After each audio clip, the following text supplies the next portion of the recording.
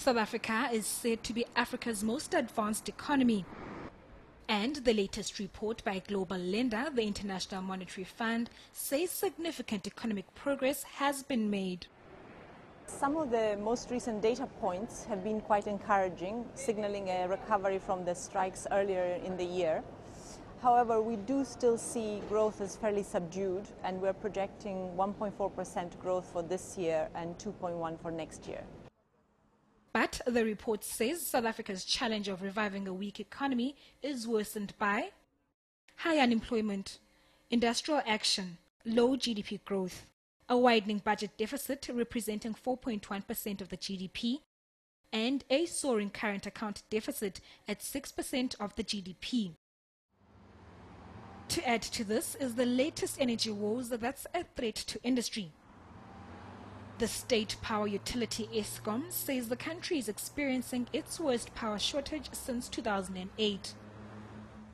The global lender says structural reforms are needed for sustainable inclusive growth and job creation. Strong institutions and policy frameworks are essential for macroeconomic stability too.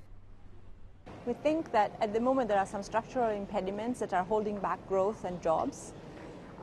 One key issue is increasing energy availability, also improving industrial relations, and accelerating implementations of some of the reforms in the National Development Plan.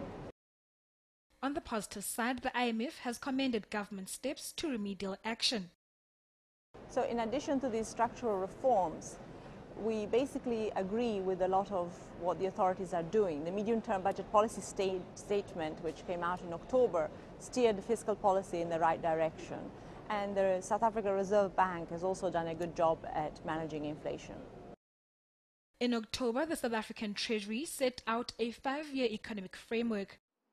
It pledged to raise tax, freeze new government jobs, and reduce financial support to state-owned enterprises.